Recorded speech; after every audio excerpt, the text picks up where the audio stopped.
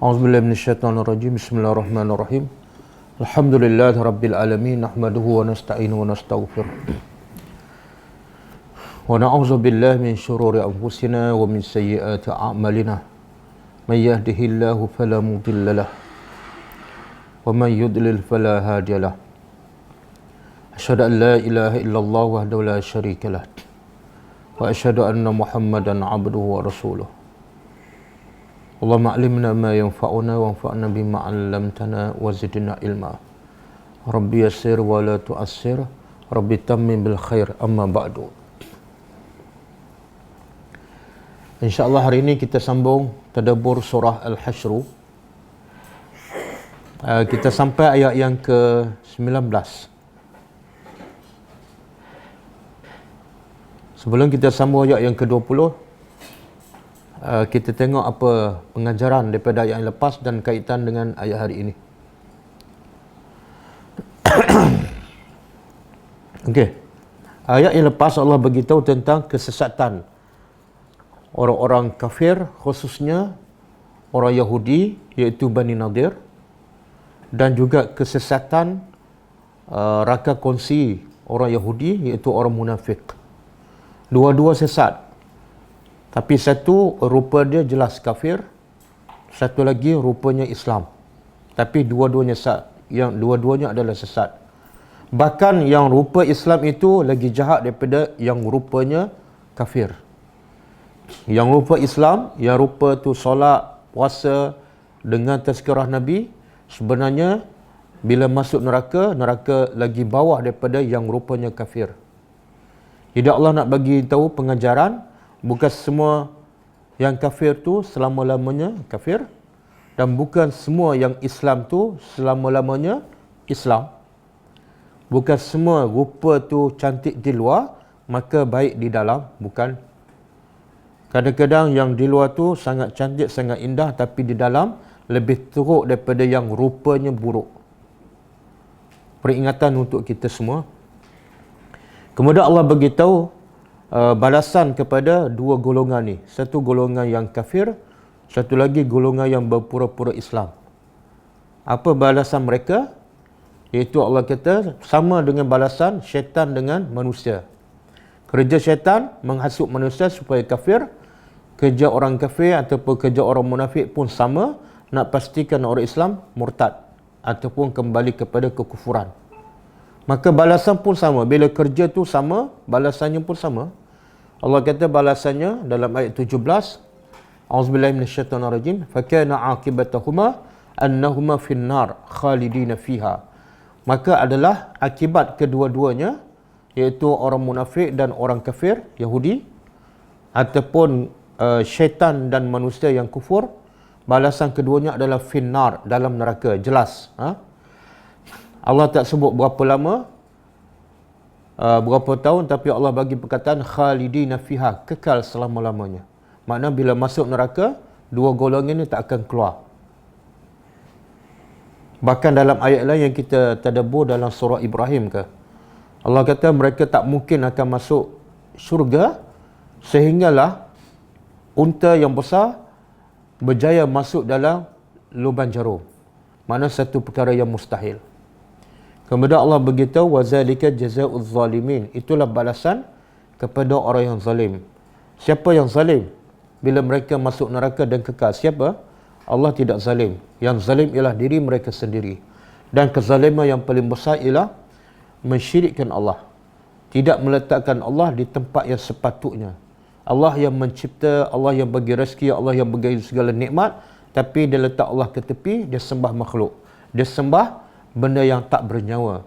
Itulah kezaliman yang paling besar, dan balasannya setimpal dengan kezalimannya, iaitu masuk neraka dan kekal. Kemudian Allah beritahu apa sepatut orang beriman apa yang patut mereka lakukan bila berdepan dengan dua golongan ni, satu munafik, satu kafir. Allah kata ya ayyuhallazina amanu ittaqullah. Orang beriman terus bertakwa kepada Allah, terus taat kepada perintah Allah. Satu. Yang kedua, wal tanzur nafsum ma qaddamat lighadin. Takwa saja tak cukup, kena ada satu lagi, wal tanzur, iaitu sentiasa muhasabah diri. Sentiasa cek amalan kita, betul ke tak betul. Kalau tak betul, betulkan. Kadang-kadang amalan kita dah buat berpuluh tahun tapi tak menepati sunnah Nabi. Maka belajar dan betulkan. Dan kalau dah betul, pastikan dia dilakukan dengan sempurna, dengan khusyuk. Kalau tak khusyuk, khusyukkan. Buat sesuatu untuk memastikan ibadat kita yang kita nak bawa jumpa Allah adalah ibadat yang terbaik dan khusyuk. Sebab kita dicipta untuk beribadat kepada Allah. Yang lain kita baiki ya. Pakaian kita, makanan kita, fizikal kita, rumah kita. Tapi kebanyakan manusia dalam bab ibadat mereka tak baiki. Daripada mula balik sampai ketua ibadat dia macam tu lah. Sedangkan yang nak dibawa menghadap Allah bukan yang dia baiki tu. Bukan rumahnya, bukan hartanya, bukan ekonominya. Tapi yang nak dibawa jumpa Allah ialah yang dia tak baiki, iaitu amalan. Jadi Allah sayang kepada kita. Allah kata bukan setakat bertakwa, tapi sentiasalah muhasabah diri kamu. Cek solat kamu, cek keimanan kamu, cek hubungan kamu dengan Allah Subhanahu Wa Taala. Kemudian Allah ulang lagi, wattaqullah. Teruskan istiqamah dalam bertakwa. Dan Allah bagi amaran, kalau kamu tak nak bertakwa juga, sesungguhnya Allah khabirun. Allah sangat mengetahui dengan detail apa saja yang kamu lakukan. Dan tak mungkin yang kamu lakukan ada terlepas pandang ataupun dilupakan oleh Allah. Semua akan dicatat dan semua akan dibalas walaupun sebesar zarrah. Kemudian Allah ingatkan lagi kepada orang beriman, wala takunu kallazi, jangan sekali-kali kamu jadi orang yang lupa kepada Allah. Musibah yang paling besar, musibah yang paling bahaya yang menjahannamkan hidup manusia dunia akhirat ialah lupa Allah. Jangan kamu jadi seperti orang yang lupa pada Allah. Kita kalau lupa nak makan pun dah bahaya. Lupa nak makan obat. Kita ada penyakit tapi lupa makan obat, dah mudarat. Maka apalagi kita lupa kepada pencipta, kita lupa untuk kehidupan kita selepas kematian. Itu mudaratnya lagi besar. Kemudian Allah beritahu apa akibat. Apa akibat bila kita lupa Allah? Kalau kita lupa makan, mungkin lapar. Kita lupa kunci kereta, mungkin boleh buat yang baru. Tapi bila lupa Allah, apa kesannya? Kesannya ialah Allah jadikan kita lupa kepada diri kita sendiri. Iaitu kita lupa nak buat persiapan untuk kehidupan selepas kematian. Lupa nak baiki amalan, solat, lupa nak solat sunat, lupa nak zikir, lupa nak baca Quran. Banyak benda yang kita nak buat ke akhirat, Allah jadikan kita lupa. Kesan puncanya daripada apa? Kita lupa Allah, Allah pun lupakan untuk kebaikan diri kita sendiri. Kemudian Allah bagi tahu, itulah orang-orang yang fasik. Orang yang lupa pada Allah adalah orang yang dalam bahaya. Mereka adalah orang yang fasik. Okey, kita sampai situ. Kemudian ayat hari ini Allah nak bagi tahu kesan orang lupa Allah dengan orang yang sentiasa ingat pada Allah. Dan juga Allah nak bagi tahu manusia kebanyakannya tidak waras, tidak berakal. Sebab apa? Dia tak boleh membandingkan yang baik dengan yang buruk. Yang beriman dengan yang kufur. Apa tujuan kehidupan yang sebenar? Sama ada yang baik, yang sementara, ataupun yang baik adalah yang kekal abadi. Jadi Allah nak bagi tahu akal manusia kebanyakannya dah tak waras, sehingga tak boleh membezakan antara baik dengan buruk. Kemudian Allah bagi tahu juga punca manusia tak nampak kebaikan ialah sebab tidak memahami Al-Quran. Kita tadabbur. A'udzubillahi minasyaitonirrajim. La yastawi. Tidak. Yastawi daripada perkataan istawa. Istawa. Kita mungkin biasa dengar perkataan istawa kan? Tapi yastawi ni mungkin jarang kita jumpa. Tapi sebenar daripada perkataan yang sama. Kalau istawa fi'al madhi, past tense kan? Kalau yastawi fi'al mudhari'. Apa makna istawa? Biasa kita dengar summa istawa 'alal arsy. Jadi kalau istawa tu, itu banyak berbeza pendapat lah. Jadi istawa ni apa makna dia? Kalau istawa ala, makna dia bersemayam. Tapi kalau istawa, perkataan yang sama, tapi huruf janya ialah ila. Semastawa ila sama. Bukan. Apa makna dia? Semastawa ila, bukan ala. Kan? Menuju. Kalau ila, makna dia menuju. Bukan bersemayam. Satu lagi, kalau istawa, tidak ada apa-apa kat sini. Makna dia sama. Sebagaimana ayat ni. Selepas yastawi tidak ada harfu jar. Maka makna dia sama. Dah jadi bahasa Melayu ni. Kita biasa sebut masa belajar geografi ke? Khatu istiwa. Khatu al-istiwa. Betul? Subjek apa ni? Geografi kan? Ini bahasa Arab ke bahasa Melayu? Mana kita belajar bahasa Arab masa sekolah rendah lagi. Cuma tak perasan je. Khatu istiwa. Khat mana apa? Garisan. Istiwa? Sama. Sama. Sebab apa sama? Sebab tidak ada apa-apa depan dia. Kan? Garisan yang sama. Tengok perkataan Arab. Dia perkataan sama, tapi makna akan berbeza. Bila berbeza huruf selepas dia. Sama juga perkataan, satu lagi contoh.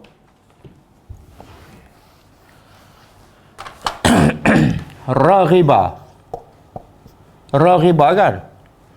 Kalau selepas tu an. Raghiba an, makna dia apa? Benci. Tapi perkataan yang sama, raghiba fi. Makna dia suka. Berlawanan kan? Perkataan sama.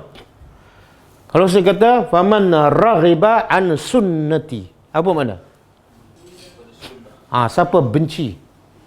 Tapi kalau faman raghiba fi sunnati, suka. Boleh? Walaupun tak belajar bahasa Arab, paling kurang dapatlah 2-3 patah kan? Kan? Satu hari ke satu minggu. Okey, jadi la yastawi apa makna? Tidak sama. Ashabu, penghuni an-nar, neraka. Wa ashabu, dan penghuni al-jannah, syurga. Ya, bila Allah kata ashab, apa makna dia? Kita terjemah penghuni kan, tapi ada maksud. Bila sebut ashab, makna dia ialah kekal. Sebab ashab ni mana? Pemilik. Kalau neraka tu milik dia, mana dia tak akan keluar ke mana lah. Jadi untuk siapa ni ashabun nar? Bila sebut ashabun nar, siapa? Orang kafir. Tapi orang Islam ada tak masuk neraka? Ada. Tapi dia dipanggil tak ashabun nar? Tak. Jadi bila kita jumpa dalam Quran ashabun nar, mana orang kafir? Ataupun orang munafik? Okey. Tidak sama penghuni neraka dan penghuni surga. Kemudian ashabu al-jannah, penghuni surga, adalah hanya mereka al-faizun, orang-orang yang berjaya. Jadi Allah nak bagi tahu penghuni syurga dengan penghuni neraka tak berjaya, tak sama. Tak sama dari segi apa? Tak sama dari segi apa? Dari segi apa? Apa dia? Tak, hujung tu lah. Tak sama, iaitu penghuni syurga orang berjaya, penghuni neraka orang tak berjaya. Jadi sekarang apa yang Allah nak beritahu? Ini yang tersurat ni. Yang tersiratnya apa? Sebab itulah Quran, Bila kita baca kena ada apa? Lepas tadabbur ada satu step lagi. Kan Allah kata kitabun anzalnahu ilaika mubarakun liyadabbaru ayatihi. Kan? Satu. Yang kedua, waliyatazakkara ulul albab. Quran ini diturunkan supaya mereka mentadabbur. Apa makna tadabbur? Baca, faham, amalkan. Supaya mereka mentadabbur ayat itu. Allah tak kata supaya mereka baca. Kemudian lepas tadabbur, step kedua apa dah? Waliyatazakkara. Supaya mereka ambil peringatan. Mana ada dua step? Satu, setelah faham kena ada. Nak ambil peringatan kena ada pengajaran. Betul kan? Jadi daripada tadabbur tu mesti ada pengajaran supaya kita dapat peringatannya. Okey. Ayat ni kita ada tadabbur. Penghuni syurga Allah nak beritahu tak sama dengan penghuni neraka. Apa pengajarannya?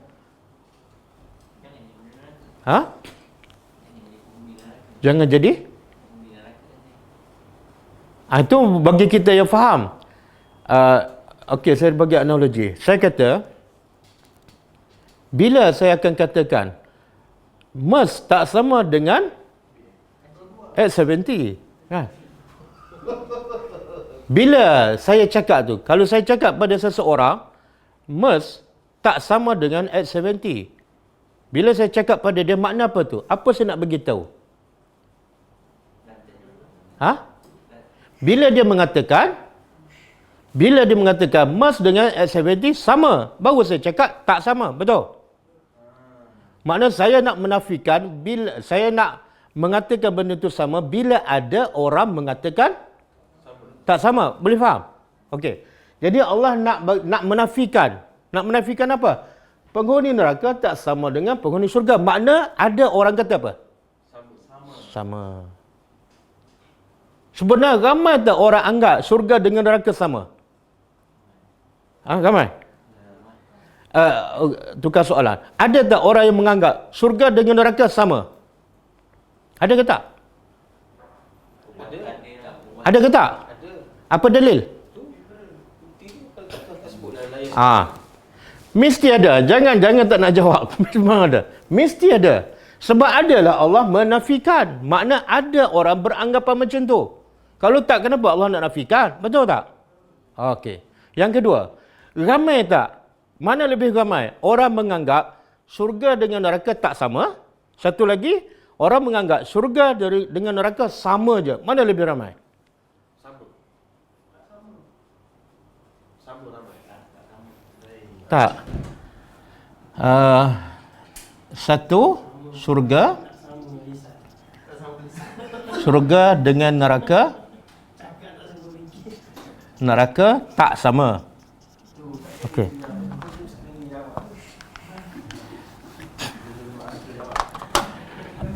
Yang kedua, syurga dan neraka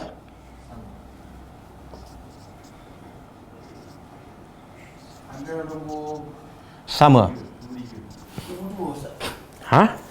Yang mana lebih ramai? Dua.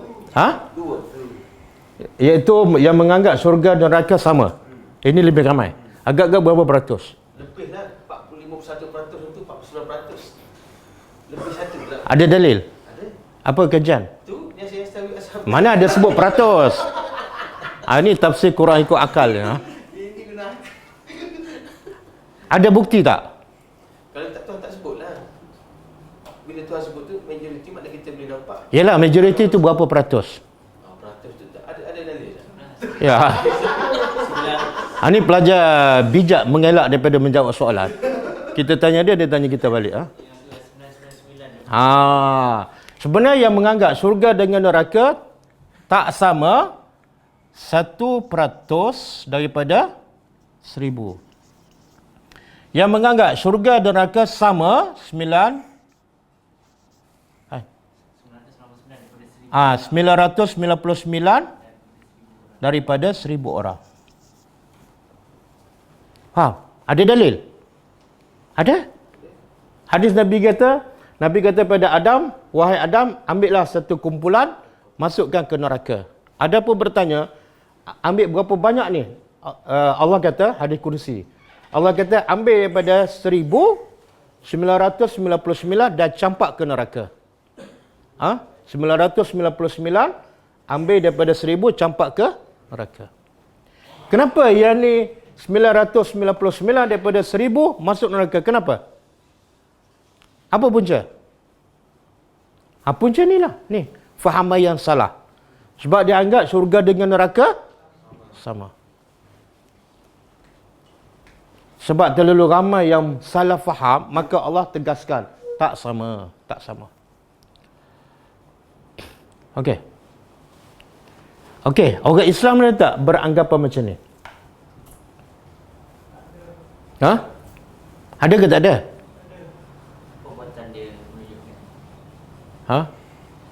Saya nak tanya orang Islam yang solat dengan yang tak solat, mana lebih ramai?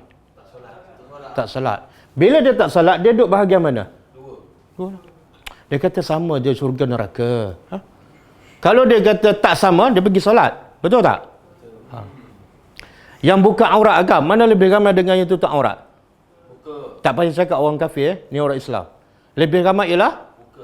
Kenapa dia buka aurat? Sebab dia rasa syurga neraka sama. Kalau dia kata syurga lebih baik, apa dia buat? Dia tutup. Orang kaya, rumah besar, banglo, kereta pun mewah, kemudian jumpa orang Islam. Dia ni tak solat, yang kaya tu tak solat. Kemudian jumpa orang Islam, selalu pergi masjid. Rumah pula rumah flat je. Apa perasaan orang kaya bila tengok orang miskin ni? Siapa lebih baik? Orang kaya. Dia duduk kat mana ni? Nombor 2. Bukan nombor 2 ni. Mungkin ada satu lagi, nombor 3. Apa dia? Neraka lebih baik. Betul? Kalau tanya dia jawab apa? Tak, saya nombor 1 Ustaz. Saya nombor 1. Kalau nombor 1, kenapa kamu rasa lebih daripada orang solat? Kamu tak solat, dia solat. Syarat nak masuk syurga antaranya solat. Kamu tak solat, kamu tak ada syarat pun nak masuk syurga. Kenapa kamu rasa kamu lebih baik? Betul? Mana kamu duduk kat mana ni?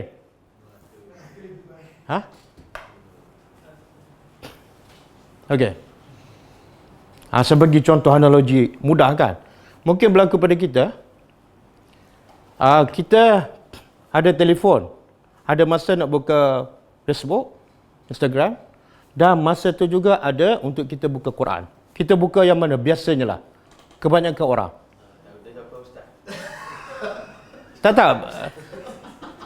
Ini mana tadabbur kan? Tadabbur ialah kita nak muhasabah diri kita. Biasa kita ada masa, kita buka yang mana dulu? Mana lebih baik? Quran ataupun Facebook? Tengok. Ni, kita duduk nombor berapa tu? Mulut kita jawab nombor 1, tapi tindakan kita?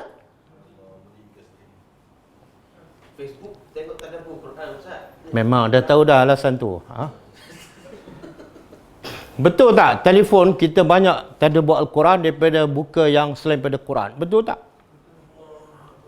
Kini umum lah. Kita okey dah. Kita okey. Tak ada masalah dah. Ini cerita orang Islam yang di luar kan. Tak ikut kelas tadabbur, tak faham apa-apa kan. Ada masa dia tengok drama kan. Ada masa dia buat benda-benda yang tapi Quran tak sentuh. Seolah dia nak bagi tu apa? Seolahnya. Tindakan dia menunjukkan nombor apa? 2, 3. Sama ada 2 ataupun 3. Sama je baca Quran dengan tak baca sama je. Tengok je baca Quran tak kaya-kaya pun. Aku tak baca Quran tapi semakin sihat. Semakin kaya. Boleh pusing satu dunia. Boleh faham? Yang ni Allah nak betulkan. Mulut cakap tak sama tapi tindakan mengatakan macam sama ataupun neraka lebih baik. Jadi Allah nak tegaskan penghuni syurga tu sebenar itulah yang sebenarnya berjaya. Jadi sebenarnya kejayaan tu sebenar di mana? Di akhirat. Sebab tu Allah kata penghuni syurga barulah berjaya. Kat dunia semua kejayaan sementara. Semua kejayaan yang palsu. Sebagai analogi lain, Kalau anak ni, dia selalu berkawan dengan kawan dia, banyak masa dengan kawan dia. Kawan dia panggil je, terus pergi. Mak bapak pula, dia tak ada masa untuk mak bapak dia. Mak bapak panggil 10 kali pun tak dengar. Okey? Kita pun tanya dia. Sama tak kawan dengan bapak? Dia akan jawab apa? Tak sama. Tapi tujuan saya soalan tu apa tujuan? Supaya dia berfikir. Ini bapak kamu ni. Ini yang membesarkan kamu. Ini yang bagi apa-apa pada kamu. Yang ni kawan tak bagi apa-apa. Macam mana kamu boleh lebihkan dia? Jadi soalan tu supaya mereka berfikir. Ini syurga. Syurga ni apa ni? Syurga nikmat kekal abadi. Tak payah bekerja. Tak payah takut pada apa-apa. Dajjal pun tak ada dalam syurga. Neraka, pakaian apa dia? Syurga. Pakaian apa dia? Sutera. Makan apa? Macam-macam Ustaz. Buah pisang ada. Buah pisang. Sebut pisang macam tak standard je syurga. Sebutlah yang tak pernah terfikir di. Kan Allah sebut dalam surah Baqarah. Ahli syurga bila makan buah, dia kata apa? Buah ni aku dah makan ni. Maksud apa tu? Rupanya sama, warnanya sama, tapi bila makan rasa lain. Lepas tu ambil lagi, rupa sama. Ini aku dah makan, bila makan rasa lain. Benda tu tak ada. Tapi kalau kat dunia makan 2-3 biji tak nak kan? Kemudian minuman pula di syurga apa? Madu lagi? Susu lagi? Arak. Okey, neraka pula pakaiannya apa? Pakaiannya api, selimutnya, hamparannya, makanannya, zakum, minumannya, darah campur dengan nanah air panah mendidih. Sama ke? Habis kenapa tak solat ni? Kenapa tak solat? Kenapa buka aurat? Amalan kamu menunjukkan macam neraka tu lebih baik daripada? Boleh faham? Ini ayat, bila kita tadabbur, ada satu lagi iaitu tazakkur. Ambillah pengajaran. Kalau mulut kamu cakap syurga lebih baik, bagi masa banyak kepada untuk kejar syurga. Jangan bagi masa lebih untuk kejar dunia. Okey.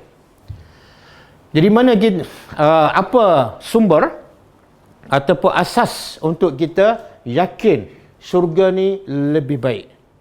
Supaya banyak masa kita, banyak fikiran kita, banyak tenaga kita, kita fokus untuk kejar syurga kan? Apa sumbernya? Ayat seterusnya. Allah kata, jikalau anzalna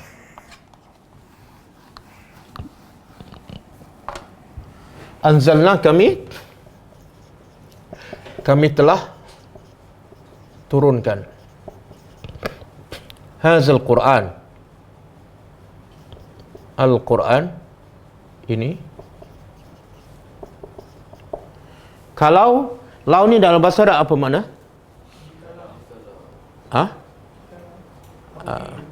Dia panggil harfu imtina'. Imtina' ni apa? Terhalang. Makna tak berlaku lah. Jikalau, benda tu tak berlaku. Jadi Allah kata apa? Jikalau kami turunkan Quran ini ke atas jabal. Jabal bukit ke gunung? Ada bahasa Arab kalau jabal bukit pun je, gunung pun je. Tapi bahasa Melayu bukit lain kan? Gunung lain.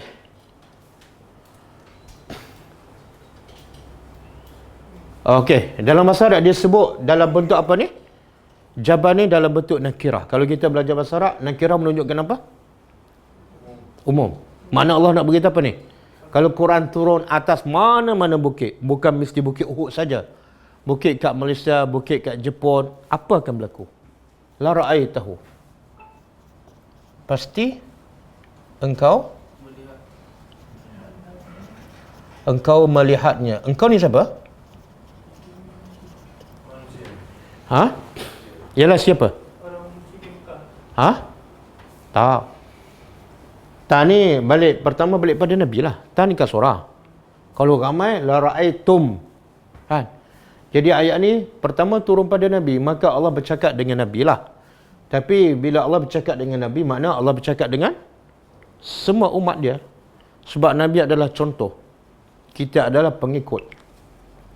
Jadi Allah kata, kalau Quran ini kami turunkan di atas gunung, engkau akan nampak dengan mata. Ya Allah, Allah kata nampak. Makna apa? Bukti ni cukup jelas, clear. Allah tak kata kamu akan bayangkan, tak. Kamu akan nampak dengan mata bahawa bukit tu, ni balik pada bukit. Apa berlaku? Khasyian. Tunduk. Khusyuk. Satu, tunduk khusyuk. Yang kedua, step kedua apa berlaku pada bukit ni? Mutasaddian, pecah. Kenapa ni? Kenapa? Gunung bila diturunkan orang padanya, satu dia tunduk, dia khusyuk, dia takut. Yang kedua, step kedua, meletup. Sebab apa? Min khasyatillah. Disebabkan takut kepada Allah. Kenapa takut? Dia Quran diturun pada gunung, tapi gunung pecah sebab takut pada Allah. Di mana Allah? Yang turun Quran bukan Allah. Apa dia? Macam mana Quran turun pada gunung, tapi gunung boleh pecah sebab takut pada Allah, bukan sebab Quran kan? Faham tak? Maksudnya tanggungjawab amanah yang diberikan. Okey, kita balik pada siapa yang betul-betul takut pada Allah? Ada dalil. Sebut. Dia nama sambung.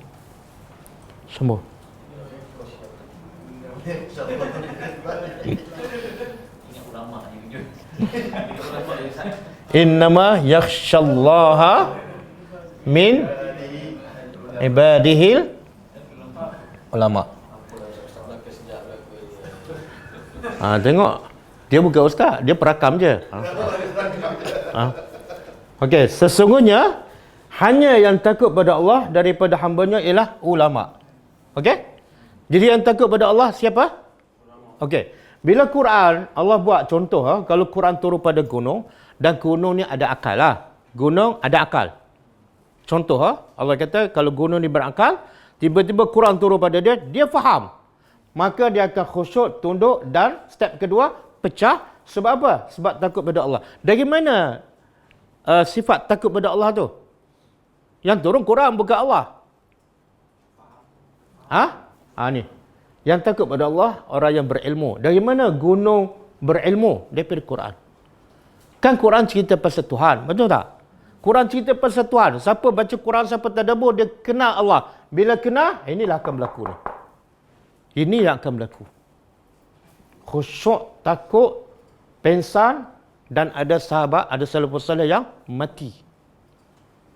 Sebab apa? Sebab takut pada Allah. Dari mana dia dapat? Dia faham, dia kenal Allah daripada ayat-ayat Al-Quran. Okey. Kemudian Allah kata apa? Watilka, dan tilka apa? Demikian itulah al-amsal. Contoh. Apa dia contoh-contoh? Salah satu ni lah. Sebenarnya banyak tak contoh dalam Quran Allah bagi? Ya. Tak faham Quran macam keldai, itu contoh. Tak faham Al-Quran macam binatang ternak. Jadi Allah kata ini salah satu contoh. Demikian itulah contoh yang nadribuha. Nadribuha apa dia? Kami di sini nadribu ada makna pukul, ada makna buat perumpamaan. Kami buat perumpamaan linnas, untuk manusia. Jadi semua contoh-contoh dalam Quran Allah saja buat untuk siapa? Manusia. Bila sebut manusia, siapa? Semua kan? Jadi kalau kita buat alasan, saya tak faham contoh sebab saya bukan ulama. Betul tak? Betul ke salah? Salah lah. Sebab Allah buat contoh bukan untuk ulama sahaja. Mana orang biasa boleh faham tak contoh? Orang non-Muslim boleh faham tak contoh? Boleh. Sebab Quran hudan linnas. Bukan untuk ulama saja. Bukan untuk ustaz saja. Perakam. Tadabbur. Boleh faham tak? Jadi kalau tak faham, itu adalah alasan. Supaya apa? Tengok apa tujuan Allah buat contoh ni. Contoh, apa tujuan dia? Ada tujuan. La'allahum, supaya mereka yatafakkarun. Mereka berfikir. Jadi contoh ni yang Allah buat dalam Quran bukan setakat supaya kita faham, tapi supaya akhirnya lepas berfikir apa dia? Kita amalkan apa yang kita faham. Lepas kita amalkan, kita sampaikan. Patutlah jin kan? Jin bila dengar Quran dia kata apa? Qul uhiya ilayya annahu istama'a nafarum minal jinni qalu inna sami'na Qur'anan ajaban.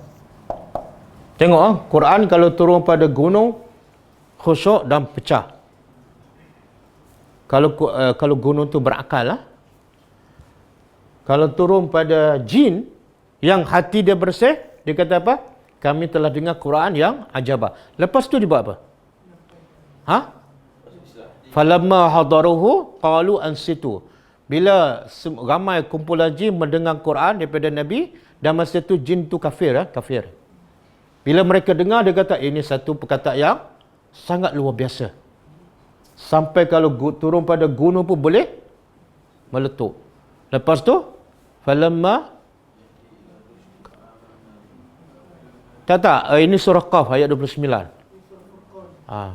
Tak surah Ahqaf. Surah Ahqaf ayat 29. Cuba tengok. Apa jin buat? Lepas tu falamma qudiya, maka manakala qudiya telah selesai mendengar Al-Quran yang mereka rasa ajabah, apa mereka buat? Wallau ila qaumihim munzirin. Berapa ayat jin dengar ni? Berapa ayat jin dengar? Satu je. Bukan 10, bukan satu surah, bukan 5 juzuk, satu ayat je. Maka dia rasa dah kagum. Sebab Quran ni kalamullah. Kemudian bila kagum, memberi kesan pada dia apa dah? Dia beriman. Lepas beriman, terus dia balik pada kaum dan dia bagi ni. Hanya satu ayat. Terus menggerakkan dia untuk beriman dan untuk menjadikan orang lain pun beriman macam dia. Kita berapa banyak tak? Kita belajar, kita tadabburkan. Dan berapa ramai yang kita telah sampaikan apa yang kita dah belajar. Kenapa? Ni ayat ni sangat besar. Maksud yang tersirat.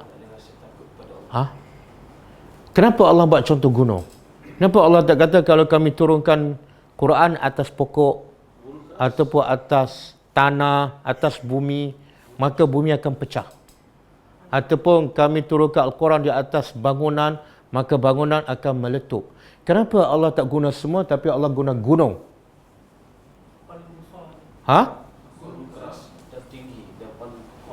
Paling besar? Bumi dengan gunung mana lebih besar? Bumi dengan gunung. Kenapa Allah tak kata kalau kami turun Quran pada bumi, bumi akan meletup? Kenapa Allah tak buat contoh bumi tapi gunung? Yalah, kenapa tak sesuai? Allah tak bagi tahu bumi keras. Dia bumi dengan gunung mana lebih kuat? Bumi. Bumi dengan gunung mana lebih kuat? Ni kan belajar dulu sains Apa dia? Gunung adalah pasak, iaitu penguat kepada bumi. Bila gunung pemasak bumi, mana yang lebih kuat?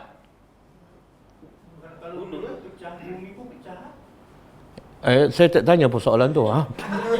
Tak, soalan dia, kalau gunung sebagai pemasak bumi, maka pemasak tu mestilah lebih kuat daripada bumi. Betul kan? Logiknya. Kalau pemasak tak kuat, macam mana nak kuatkan bumi? Boleh? Kan macam kita pasang kemah kan? Yang pasak tu apa dia? Besi yang kita tarik tali daripada kemah, kemudian kita tanam dengan besi kan? Jadi besi dengan kemah mana lebih kuat? Besi lah. Maka sebab tu Allah buat contoh makhluk Allah yang paling besar, yang paling kuat, yang tak akan terkesan dengan apa sekalipun. Datanglah tsunami macam mana, kadang-kadang tanah boleh runtuh, bangunan boleh hancur. Tapi gunung terjejas tak? Tak. Makna makhluk Allah yang paling kuat dan tak akan terjejas walaupun berlaku apa-apa ialah gunung. Tapi bila dia faham Quran, apa berlaku? Oh, pecah. Apa yang Allah nak sampaikan? Apa message? Kita ni lembut, yang hati yang kecil. Ya. Keras lebih pada gunung. Bumi dah keras. Dengan Tuhan kena dia meletup. Kita tak meletup pun lah. Jadi pengajarannya. Pengajaran dia. Gunung. Satu message-nya, yang pertama Allah nak beritahu, Quran ni satu kitab Allah yang sangat-sangat hebat, luar biasa. Apa yang hebat, apa yang luar biasa? Gunung, bangunan makhluk Allah yang paling kuat, yang paling kukuh, datang tsunami, ribut taufan menjadi tak terjejas. Tiba-tiba dengan sebab faham Quran boleh meletup. Makna Allah nak begitu Quran satu kitab yang sangat-sangat luar biasa. Sangat-sangat besar kesannya. Satu. Yang kedua Allah nak begitu, siapa yang tak terkesan dengan kitab Allah yang sangat luar biasa, dia lagi teruk daripada batu gunung ni. Lebih teruk. Macam mana kamu hati kecil je kan? Badan kamu pun kecil, kena angin terbalik. Tapi baca Quran tak menangis. Gunung ni besar, kukuh, boleh meletup. Kita kalau nak letupkan gunung, kita perlukan apa? Kalau nak pecahkan gunung. Boleh tentu meletup semua kan? Dengan bom ke, dengan apa ke? Tak pecah. Tiba-tiba dengan Quran pecah. Menunjukkan apa? Quran satu kitab yang sangat-sangat besar kesannya. Sebab tu Allah sebut dalam surah Al-Baqarah. Cuba buka. Ayat 74 dah.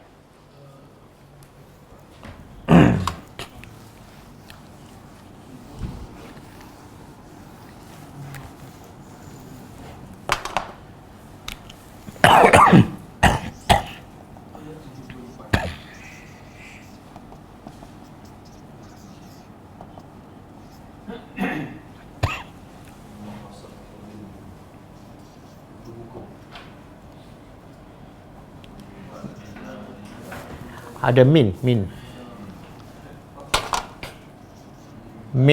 ba'di zalika fahiya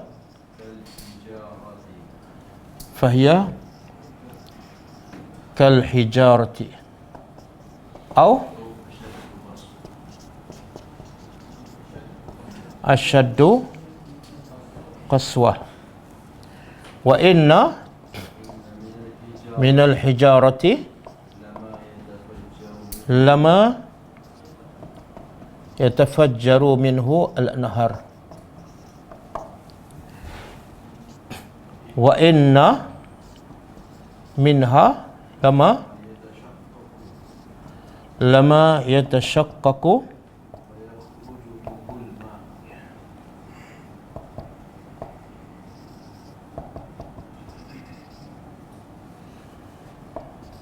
fayakhruju minhu al-ma' wa inna minha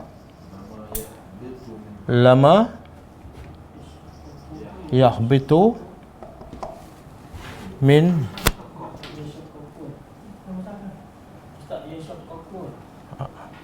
yashaqqaqu fayakhruju minhu al-ma' wa inna minha lama yahbitu min khasyatillah wa mallahu bighafilin amma ta'malu. Okey. Cuba tengok. Allah kata apa? Ini cerita pasal Bani Israel. Bila mereka melanggar perintah Allah, bukan langgar semua. Ada sebahagian dia langgar, ada sebahagian dia ikut. Itu pun penyebab kepada hati mereka keras. Allah kata apa? Semua. Cuba terjemah. Kemudian qasat. Qasad apa dia? Keras. Qulubukum, hati-hati kamu. Ini punca tak meletup, tak menangis, kan? Tak sedih, tak rasa apa-apa sebab hati keras. Dan Allah buat contoh, mim ba'di zalik, selepas itu. Selepas apa ni? Selepas langgar perintah Allah. Makna antara sebab hati keras, maksiat. Kemudian Allah buat contoh juga. Hati kamu keras, kita pun kita pun bayang. Hati kan lembut, macam mana boleh keras? Allah buat contoh supaya kita nampak. Fahiya kal hijarah. Hati kamu keras seperti batu. Au asyaddu qaswah, ataupun lebih keras daripada batu. Macam mana tu? Allah buat contoh. Wa inna minal hijarah, sesungguhnya ada daripada batu lama yang yatafajjar apa dia?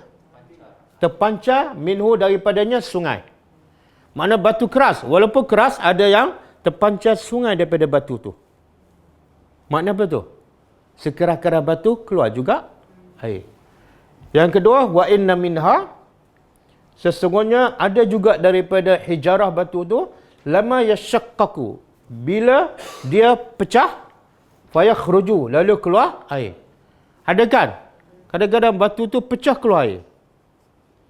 Pernah tengok tak? Kadang-kadang kat gunung kan, air entah daripada mana, tengok-tengok keluar daripada celah batu. Pernah tengok kan? Pernah kan? Di mana? Gunung Seto? Tapi itu macam air terjun kan? Saya pernah tengok satu tempat tu, air keluar celah-celah, sikit-sikit je. Dalam banyak batu tu ada 4-5 tempat keluar air sikit-sikit. Ni makna nak beritahu, Allah nak beritahu, sekerah-kerah batu, bila pecah keluar air. Sekerah-kerah hati kamu tak keluar air mata. Yang ketiga, dan ada juga minha daripada batu, apa berlaku? Lama yahbitu, jatuh. Daripada atas, jatuh tergolek ke bawah. Sebab apa? Subhanallah. Takut pada Allah. Kadang-kadang kita tengok batu jatuh. Kita tak tahu sebab. Tapi Allah bagi kita sebab. Sebab apa? Rasa gerun kepada Allah. Sebagaimana gunung ni. Kita pernah dengar dalam satu hadis sahih, Nabi peringkat awal berkhutbah atas tunggul pokok kurma. Maka lepas tu, sahabat pun buat mimbar yang baru. Jadi, bila Nabi nak berkhutbah, di tempat yang baru, mimbar yang baru, Nabi lalu depan tunggul kurma yang sebelum Nabi berkhutbah kat situ. Dan Nabi dengar tunggul kurma tu sedang menangis, terisak-risak. Sebab apa? Sebab Nabi tak duduk atas dia pun tak dengar ada ayat Quran tazkirah kan. Sehingga Nabi pujuk dia dan akhirnya dia berhenti. Dia menangis macam budak-budak, hadis sahih. Dan kata Imam Hasan al-Basri, selepas dia baca hadis ni, dia kata, kamu sepatutnya lebih takut dan lebih mengalir air mata daripada tunggul kurma tu. Kalau tunggul kurma pun tahu takut pada Allah dan tahu cinta pada Nabi, maka sepatut kamu yang berakal, ada hati, sepatut lagi. Okey. Jadi punca tak rasa apa-apa baca Quran sebab apa? Hati keras. Hati keras. Sebab tu Allah kata, ramai yang baca Quran tapi tak khusyuk. Dan Allah kata, bila lagi kamu nak khusyuk ni? Cuba buka surah Al-Hadid ayat 16.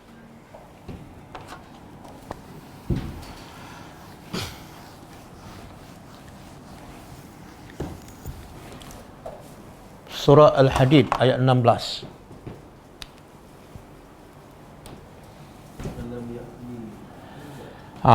Alam yakni lil ladzina amanu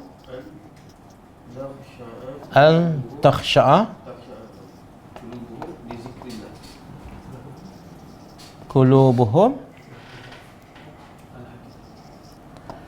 qulubuhum li zikrillah wa ma nazala minal haqq wa la yakunu utul kitab الذين أوتوا الكتاب Kemudian من min قبل qablu فطال عليهم fatala alaihimul الأمد amadu فقست faqasat قلوبهم qulubuhum وكثير منهم فاسقون. wa katsirun minhum fasiqun. Okey. Cuba tengok maksud dia. Alam ya'ninil lazi. Belum sampai. Allah tanya, tapi Allah bukan nak jawapan, tapi Allah nak buka minda kita, nak supaya kita muhasabah. Ini juga tanda rahmat Allah dan sayang Allah pada kita. Alam ya'nini, belum sampai ke lagi, belum tiba ke lagi, untuk siapa? Orang yang beriman. Belum tiba lagi. Apa dia? Antaksya'a, iaitu hati-hati mereka khusyuk. Khusyuk kepada apa? Kepada peringatan Allah, kepada ataupun wama nazala, apa saja yang dan diturunkan daripada kebenaran, Quran ke hadis ke. Bila lagi nak khusyuk ni? Bila lagi nak khusyuk? Bila lagi nak menangis? Bila lagi nak pecah ni? Baca tertidur, baca nak khatam, baca nak pahala. Sampai bila ni? Sampai bila kamu nak khusyuk kepada apa yang Allah peringatan? Sebab dalam Quran banyak tak peringatan. Cerita pasal syurga kan, nikmat dalam syurga, sepatut kita rasa apa? Gembira dan nak baca lagi, nak tahu lagi, betul tak? Tapi tak ada perasaan tu. Dan bila kita dengar berita pasal neraka, sepatut kita rasa apa? Takut, menangis. Tapi tak ada perasaan tu. Gembira pun tak, takut pun tak. Yang ada apa?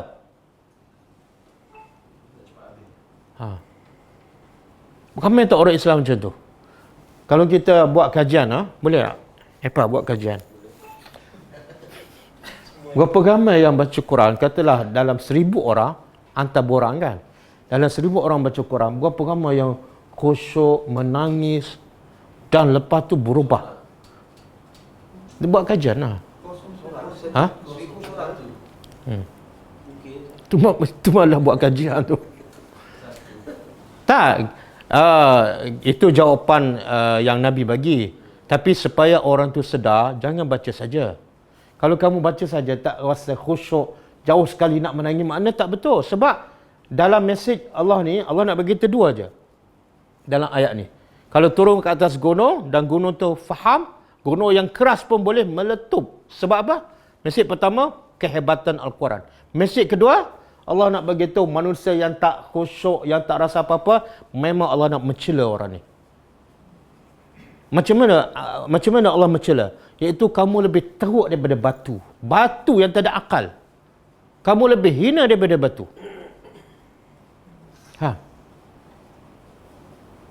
Saya pun bila baca ayat ni, saya rasa kalau saya tak menangis, ya Allah, tengok batu, kita rasa batu lebih mulia daripada kita. Macam mana hati kita lembut, kecil, kan?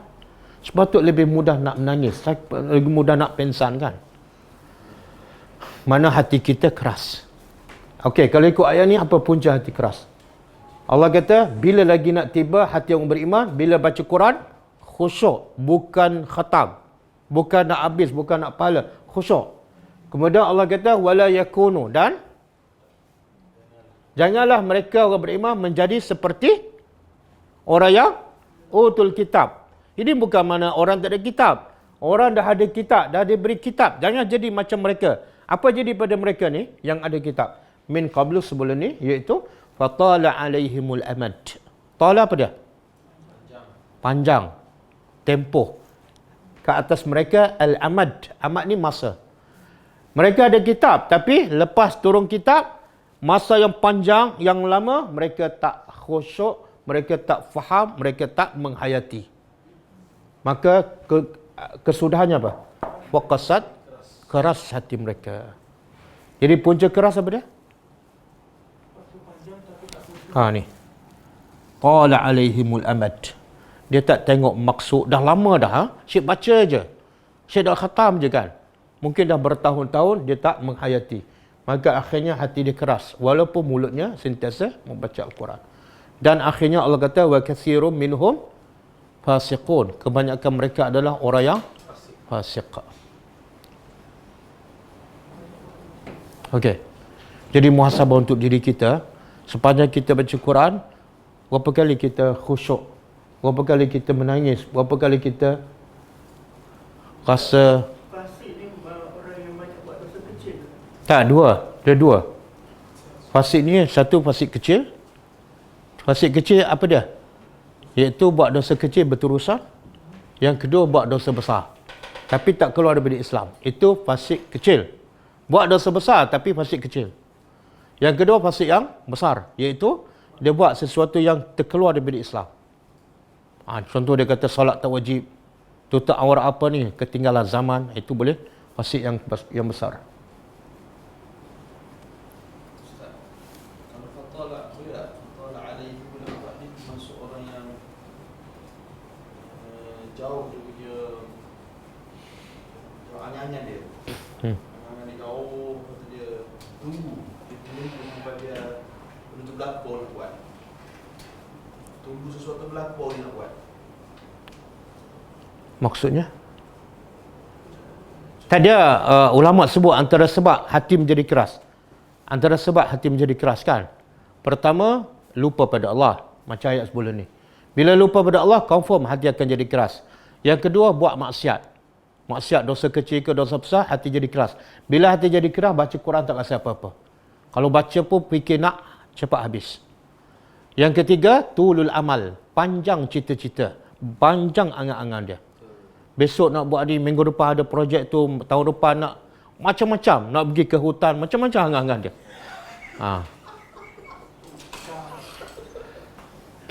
Akhirnya baca Quran tak ada selera. Tak ada selera sebab apa? Dalam kepala dia, aku nak masuk hutan ni.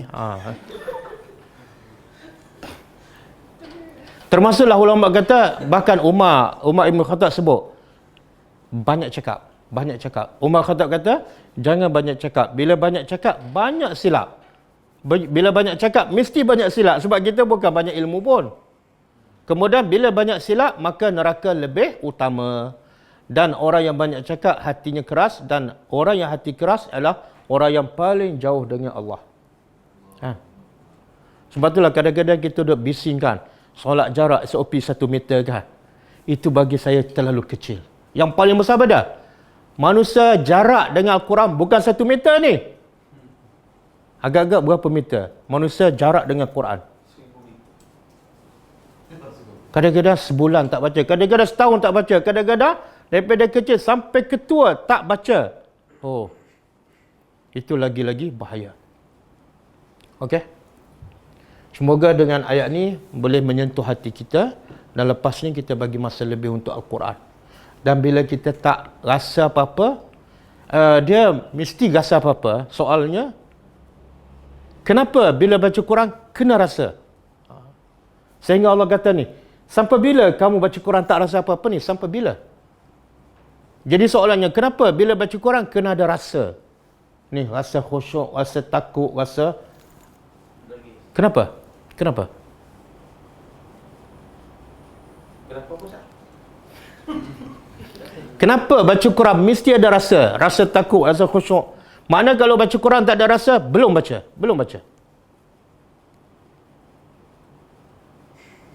Kita kalau baca novel, ada rasa tak? Ada kan? Kalau baca novel lah. Okey, biasa baca apa? Sejak daripada kecil sampai hari ni? Surat khabar. Okey, bila baca surat khabar ada rasa tak? Ada apa rasa dia?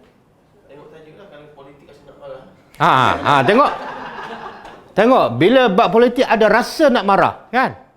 Tapi bila Allah cerita pasal neraka, pasal minuman neraka, pasal pakaian neraka, tak masuk akal, tak ada rasa langsung. Seolah kita macam ahli syurga, betul tak?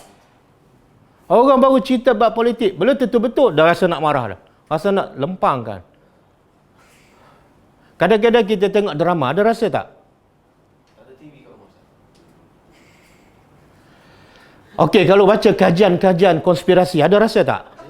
Ada. Rasa apa? Rasa nak cerita pada orang juga. Betul tak? Tapi bila baca Quran, cerita pasal syurga, cerita pasal neraka, tak ada rasa nak cerita pada orang. Why?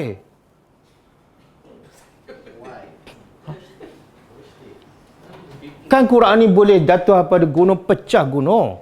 Makna mesti ada rasa. Bila tak rasa, ada sentirong. Apa dia? Hati keras. Jangan banyak cakap. Puncanya apa? Mulut banyak cakap. Lepas tu tidur banyak. Lepas tu makan banyak. Lepas tu gelak banyak. Lepas tu berjalan banyak kan? Berjalan banyak. Quran sikit je. Bila berjalan, lagi tak baca Quran. Dalam kereta, pasal kuliah. Tak faham. Kadang-kadang pasal ceramah tapi tidur. Tak ada makna juga. Okey. Kita berhenti setakat ni. Okey, satu. Apa mesej bila Allah buat contoh?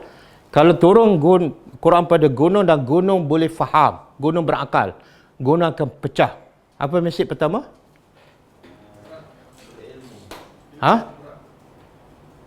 Mesej pertama apa? Ya Allah, lupa dah. Baru je 5 minit. Bukan. Bukan. Apa dia? Bukan. Ya, baru je 5 minit. Mesej pertama ialah Allah nak beritahu, Quran ni satu kitab yang sangat luar biasa kesannya. Sampai gunung yang kokoh pun boleh pecah. Mana kamu mesti terkesan kalau kamu baca dengan hati yang bersih. Satu. Mesej yang kedua, Allah nak menghina siapa yang baca Quran tapi tak rasa apa-apa, iaitu kamu ni lebih teruk daripada batu, lebih teruk pada gunung. Kadang-kadang orang panjat gunung 5 jam kan, tapi gunung yang dipanjat tu lebih mulia daripada dia. Gunung tak pernah panjat dia, dia panjat gunung kan. Okey, kita berhenti setakat ayat ni. 3 ayat terakhir kita sambung minggu depan insya-Allah. Quran kitab yang luar biasa kesannya semua. Assalam Ustaz. Ada sebahagian Ustaz bila nak beri amalan akan berkata saya ijazahkan. Tolong beri penjelasan. Setakat ilmu saya, setakat yang saya tahu itu bukan sunnah Nabi ya. Nabi tak pernah bagi tahu bila kamu nak mengajar, lepas mengajar bagilah ijazah kepada pelajar kamu. Nabi tak pernah pesan. Bahkan Nabi kata talabul ilmi faridah. Menuntut ilmu adalah satu fardu ain ke atas setiap muslim. Itu je. Dan bila belajar pula, Nabi pesan pula, balighu anni walau ayah, sampaikan daripadaku walaupun satu ayat. Dan bila kita sampaikan, tak perlulah kita beritahu pada student, ini saya ijazahkan kamu. Sebab bukan pesanan daripada Nabi. Yang penting apa dia? Yang penting sumber yang kita sampaikan adalah sahih daripada Quran dan hadis sahih. Bila sumber dah sahih, apa perlu lagi ijazah? Apa perlu lagi ijazah? Tapi kadang-kadang yang kita sampaikan tak sahih. Bukan daripada Nabi. Tiba-tiba perlu diijazahkan. Macam mana nak ijazah benda yang tidak ada kepastian kesahihannya?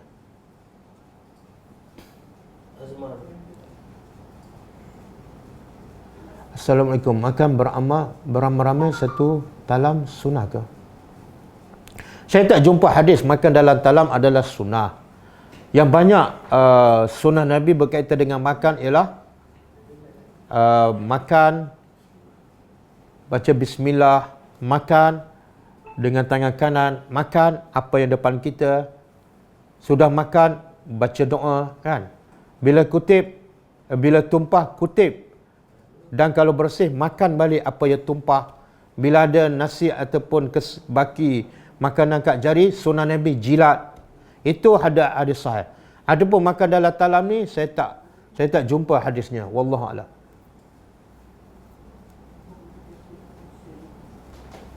Apa beza orang fasik, munafik dan kafir? Ahli kitab masih ada lagi tak? Beza fasik, fasik ni makna dia keluar daripada ketaatan kepada Allah. Fasaqati ar-rutbah. Makna buah rutab ataupun buah kurma yang muda tertanggal daripada tangkainya. Jadi tertanggal tu dalam bahasa Arab dipanggil fasaqah. Jadi bila orang melanggar perintah Allah ataupun buat maksiat, maka ketaatan kepada Allah telah tertanggal. Maka sebab itu dipanggil fasiq. Dan fasik saya dah sebut tadi ada 2. Satu fasik yang buat dosa kecil ataupun buat dosa besar tapi dia masih Islam. Itu dipanggil fasik yang kecil. Yang kedua fasik yang besar, iaitu dia buat sesuatu yang mengeluarkannya daripada Islam. Contoh dia kata Nabi sekarang tak sesuai. Quran sekarang tak sesuai zaman sekarang. Itu boleh jadi fasik yang besar, iaitu kafir.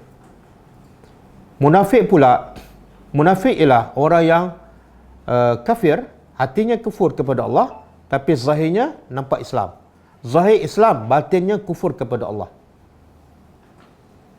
Ahli kitab ada sampai bila-bila.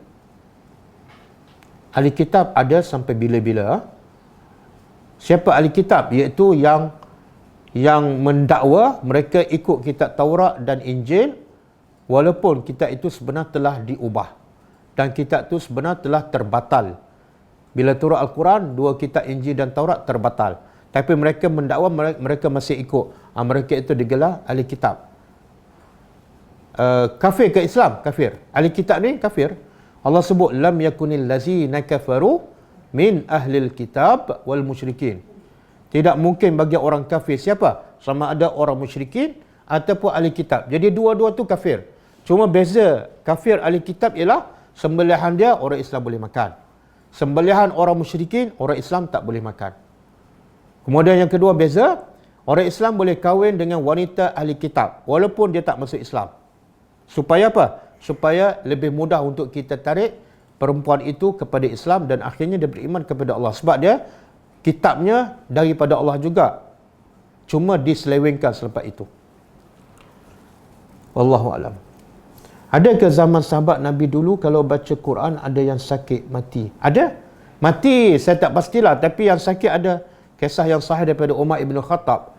Umar bila dibaca ayat inna azaba rabbika lawaqi'. Sesungguhnya azab Tuhan engkau pasti akan berlaku. Bila dengar ayat itu, Umar jatuh sakit dan dibawa balik ke rumah dan sahabat pergi ziarah dia. Ziarah sebab apa? Sakit. Sakit sebab apa? Sebab Quran. Dan yang mati, ada kisah anak Fudail bin Iyad. Nama dia Ali, juga seorang ulama. Ali bin Fudail bin Iyad. Jadi Fudail bin Iyad ni asalnya perompak. Tapi dia dengar ayat Quran, ini kesan ayat Quran. Bila dengar ayat Quran yang kita baca tadi, ni surah Al-Hadid ayat 16. Dia faham. Dia rasa macam Allah bertanya dia, bila lagi kamu nak khusyuk ni bila dengar peringatan daripada Allah? Bila ni? Sampai bila hati kamu nak keras? Bila dia dengar tu dia jawab, sekarang juga aku akan beriman. Dia pun bertaubat dan akhirnya dia belajar jadi ulama besar. Anak dia nama Ali. Jadi bila Fudail menjadi imam, dia akan tengok anak dia Ali ada tak kat belakang. Sebab apa? Ali ni bila dengar ayat cerita tentang azab neraka, dia boleh menangis. Kadang-kadang mengganggu orang. Jadi bila nak jadi imam, Fudail akan tengok Ali ada tak? Kalau tak ada, dia akan baca je ayat-ayat apa-apa je, termasuklah yang bercerita tentang azab. Bila Ali ada kat belakang, dia tak akan baca ayat-ayat tentang azab. Tapi satu waktu tu dia tak perasan ada Ali, dia pun baca ayat tentang azab neraka. Maka dia mula dengar anaknya Ali di belakang tu menangis terisak-risak, kemudian jatuh pingsan, kemudian mati. Mati sebab apa? Sebab terkesan dengan Al-Quran. Samalah dengan gunung tadi. Gunung boleh pecah bila gunung tu faham.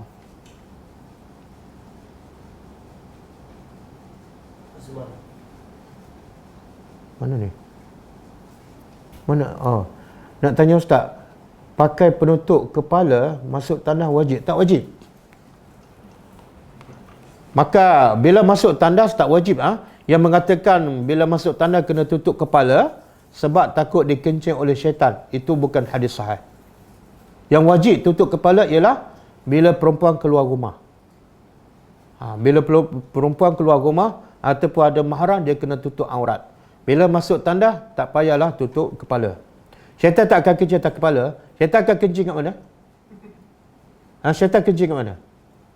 Ada hadis sahih yang juga Nabi beritahu syaitan memang kencing, tapi bukan atas kepala.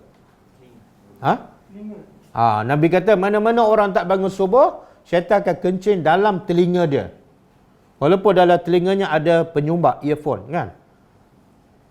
Jadi siapa-siapa yang tak bangun subuh, hadis sahih, Nabi kata syaitan telah kencing dalam telinganya. Itu sahih. Jadi nak masuk tandas buka je. Boleh tak kita baca Quran 30 juzuk dalam telefon sampai? Tak, nak baca 30 juzuk ke, nak baca daripada telefon ke, tak ada masalah. Tapi masalah yang besar pada baca tak faham. Masalah besar ialah baca tak rasa apa-apa. Itu masalah. Wallahu alam. Mana yang lebih afdal masa PKP ni, solat di rumah ataupun di masjid? Solat Jumaat pun jarak-jarak. Dia ada berbeza pendapat lah. Ada mengatakan selagi mana boleh solat berjemaah di masjid, maka itulah yang afdal. Kan? Nabi kata solat Jumaat 27 pahala ataupun riwayat lain 25. Tapi ada pendapat lain mengatakan dalam keadaan sekarang tak perlu pergi solat berjemaah di masjid. Sebab apa? Sebab mudarat. Sebab satu ketika Nabi pernah Nabi suruh sahabat solat di rumah. Solat di rumah Nabi suruh sebab hanya bukan COVID lah, tapi sebab hanya hujan je. Jadi hujan dengan COVID ni, COVID lebih bahaya. Jadi pendapat yang kedua, dia kata tak wajib pergi ke masjid solat berjemaah dalam musim PKP ni. Sebab ada kemudaratan. Wallahu alam. Apa pandangan dalam Islam anak-anak yang sudah berkahwin tinggal serumah dengan ibu bapa ataupun lebih baik tinggal? Tak, yang terbaiknya tinggal sendirilah. Tapi itu pun tengok kemampuan anak. Kalau anak gaji tak besar, nak sewa rumah pun tak boleh, nak beli jauh sekali, maka sementara bagilah mereka duduk bersama ibu bapa. Tapi kena jaga aurat lah. Kadang-kadang menantu kita perempuan dengan anak kita lelaki, bukan aurat jadi dosa, kan? Bila menantu kita perempuan tak jaga aurat dan kita ada lelaki, jadi berlaku dosa 24 jam. Kalau tak boleh jaga aurat, tak boleh jaga batas-batas tu, maka lebih baiklah usaha juga supaya sewa rumah duduk di luar berasingan. Bila baca Quran tak faham bahasa Arab, tapi ketika baca ada ayat bila baca hati rasa sayu, kadang-kadang menitis air mata. Bila baca tafsir, pada ayat tersebut cerita tentang hari kiamat ataupun balasan neraka. Ini gangguan syaitan. Oh, saya tak faham soalan. Bila baca Quran tak faham bahasa Arab, tapi ketika baca ada ayat, maknanya dia tak faham bahasa Arab dan tak faham ayat Quran. Tapi kadang-kadang dia baca ayat tertentu, dia tersentuh, dia pun menangis. Dan sepatutnya dia menangis ni sebab faham. Sebab tu Allah buat contoh ni, gunung, kalau Quran turun pada gunung yang faham lah, gunung yang ada akal, bukan gunung yang tak faham. Sebab nak khusyuk, nak pecah, nak menangis ni hasil daripada kefahaman. Kalau kita baca ayat Quran tak faham, tiba-tiba menangis, saya tak pastilah itu daripada talbisu iblis ataupun betul-betul kita terkesan, kan? Kalau betul kita terkesan dengan baca ayat tak faham kita menangis, patut kita usaha pula untuk faham, maka supaya kita lebih banyak menangis. Wallahu alam. Wang ASP, cara keluarkan zakat. Itu boleh tanya ni orang yang pakar dalam bidang tu, macam mana nak keluarkan zakat daripada wang ASB. Boleh tanya orang yang pakar, Dr. Zaharuddin ke. Orang tu menunaikan solat, sedekah, puasa, namun tidak pandai membaca Quran dan malas nak belajar. Dia kalau dia solat, puasa, kan, kemudian sedekah tapi tak pandai baca Quran dan malas nak belajar, itu ada masalah tu. Sebab Allah sebut dalam surah At-Taubah, sifat orang munafik malah belajar. Sifat orang munafik tak suka dengar tadabbur Al-Quran. Sifat orang munafik tak suka dengar tazkirah. Sebab apa? Sebab Quran ni benda yang baik. Bila tak suka pada benda yang baik, mana kita sebenarnya tak beriman kepada Allah. Jadi ada masalah bila kita solat, puasa, sedekah tapi tak nak belajar agama. Kita solat sembah siapa? Sembah Allah. Macam mana sembah Tuhan tapi tak suka dengar apa yang Allah cakap dalam Quran? Dia macam ada berlawanan. Jadi kalau bila solat sembah Allah, mesti ada cinta pada Allah. Dan salah satu tanda cinta Allah yang paling besar, cinta Al-Quran. Cinta nak faham agama. Wallahu a'lam. Seringkali digunakan ayat 21 hingga 24 surah Al-Hasyr seringkali digunakan sebagai ayat ruqyah. Bolehkah dipraktiskan untuk meruqyah pesakit? Kerana ada tawassul. Dan kalau kita nak guna, sebenarnya Allah dah sebut secara umum, wa nunazzilu minal Quran ma huwa syifaa'un wa rahmah. Kami telah turunkan Al-Quran, satu Al-Quran, bukan ayat 21 hingga 24 surah Al-Hasyr sahaja, bukan 3 sahaja. Satu Quran itu adalah syifa. Jadi jangan kita ambil ayat tertentu dan kita tinggal ayat yang lain. Sebab semua ayat Quran ada pengajaran, ada faedah, ada syifa, ada rahmat. Jadi bagi saya, kalau fokus pada ayat 21 hingga 24 saja, sedangkan tidak ada dalil dan kita tinggal ayat lain, tak betul. Tak betul. Wallahu a'lam. Apakah tanda khusyuk dalam solat? Adakah ketika solat teringat? Tak, tanda khusyuk dalam solat, tengok lepas solat. Sama juga tanda puasa kita Ramadan betul, tengok selepas Ramadan. Kalau dalam solat kita hanya tengok bawah tempat sujud dan telinga kita hanya dengar benda yang baik, dan kita sentiasa taat pada Allah. Allah kata takbir, kita angkat takbir. Allah kata baca Fatihah, kita baca Fatihah. Allah kata rokok, kita rokok. Tunduk je pada perintah Allah. Maka perbuatan dalam solat kita berjaya bawa di luar solat. Mata kita tengok benda yang baik je. Telinga kita dengar benda yang baik sahaja. Dan tindakan anggota badan kita semua sami'na wa ata'na kepada perintah Allah. Itulah tanda solat kita khusyuk. Tapi kalau solat kita semua tunduk ikut perintah Allah, nampak macam khusyuk, tapi di luar mulut tak ada penapis. Mata pun tengok semua benda, telinga pun dengar semua benda. Itu sebenar tanda solat kita tidak khusyuk. Wallahu a'lam.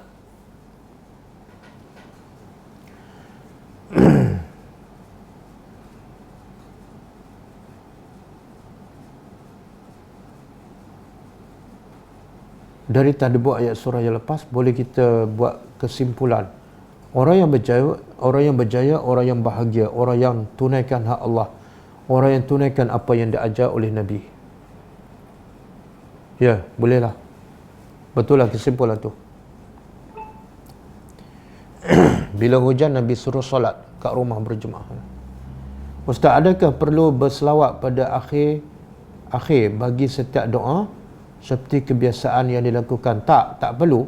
Selawat ni hanya disunatkan ketika permulaan doa, bukan di akhir. Bila di akhir, habis macam tu je. Bagaimana hendak beri teguran pada anak-anak pada waktu yang sesuai? Boleh PM saya, boleh call saya. Tengok Adikal. Adakah bacaan doa atau selawat sebelum azan? Tak ada. Ada orang macam-macam dia baca selawat ala doa sebelum azan. Sebenarnya tidak ada daripada Nabi. Tidak ada sunnah, bukan sunnah Nabi ya. Bila nak azan, bismillah terus azan je. Benarkah meninggal dunia pada hari Jumaat akan terlepas siksaan azab kubur? Ada hadis. Tapi ulama hadis mengatakan hadis itu tak sahih. Satu. Yang kedua, dari segi keadilan lah.